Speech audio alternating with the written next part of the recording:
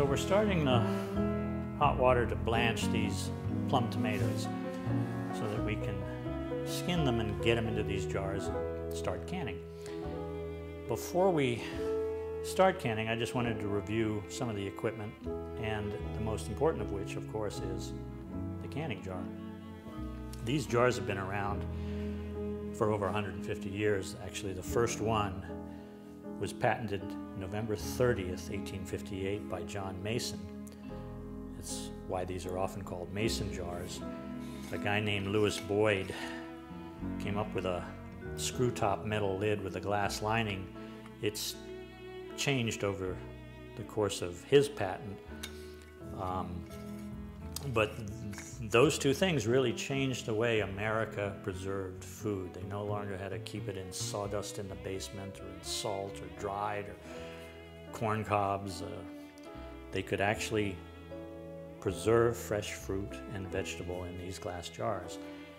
The only competitor they had was a guy named Putnam, who came up with this lightning seal glass top that had a ridge in it that this metal wire band could quickly clamp down and quickly, lightning fast, seal the jar. And it wasn't until much later in 1882 that the Ball brothers got involved, and now, of course, they're synonymous. Their name is synonymous with canning jars. People don't even call them canning jars, they call them Ball jars. And they got into the glass business. They realized that Mason's patent had expired.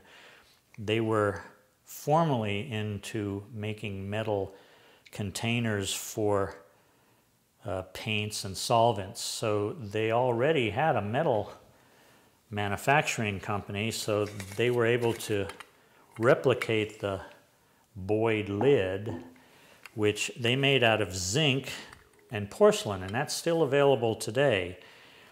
The way all of these old jars work is they had a rubber gasket that would fit over the jar and onto this little shoulder. That was where the seal takes place. The zinc lid would then get placed on top, screwed tight, and I remember my grandmother, she would remove the jars from the boiling water, and while they were still hot, she could get another quarter turn out of them sometimes. When it was cool the following day, she would take a knife and run it around, pressing that zinc lip down onto the rubber washer. She'd then place these jars upside down on a newspaper or a paper bag, and if any of them leaked, they went into the fridge and they weren't put on the shelves for the winter. Today I recommend getting new jars. They seal differently. They have a two-part lid and ring, and the rubber washer is embedded into the lid. These lids really seal on the rim of the jar. Even though these will fit the old jars, the rim is usually chipped. Sometimes it has a ridge from the manufacturing of the glass. So I recommend keeping these old jars for dried goods. Herbs, spices, sugar, salt, flour, beans, anything. They're wonderful for gifts. They're beautiful to look at. So with all that said, why don't I just review a few other things, and then we'll start skinning these tomatoes for canning. We're going to need fresh squeezed lemon juice because the acidity of tomatoes has to be below 4.6. That's the cutoff for boiling water bath canning. Anything above 4.6 should really be pressure cooked. By putting vinegar or lemon juice, I prefer lemon juice because it tastes better, and these are organic lemons. That pretty much ensures that you'll be fine. We haven't had an issue. One reason people don't can is they're afraid they're going to kill their relatives. Some of us may want to kill our relatives, but canning is not a very good way to do it. Because canning is truly safe if everything is sterilized, done properly, and I'm gonna go through the process. We're gonna skin these plum tomatoes. We're gonna get them into these wide mouth jars. If you don't have wide mouth jars, you can still get them into the regular jars, but I use the regular jars for our tomato juice, which I make from the heirloom tomatoes. And the only other equipment you're gonna need is a good funnel to fill the jars. And all of this stuff should be non-reactive. It shouldn't be aluminum. It should be stainless steel. Plastic is okay. You're gonna need a teaspoon of salt. If salt is an issue in your diet, you can eliminate it. It's not that important. You'll need a really good jar lifter because you're gonna have to get these guys into and out of boiling water. So don't get a cheap one, get a good one.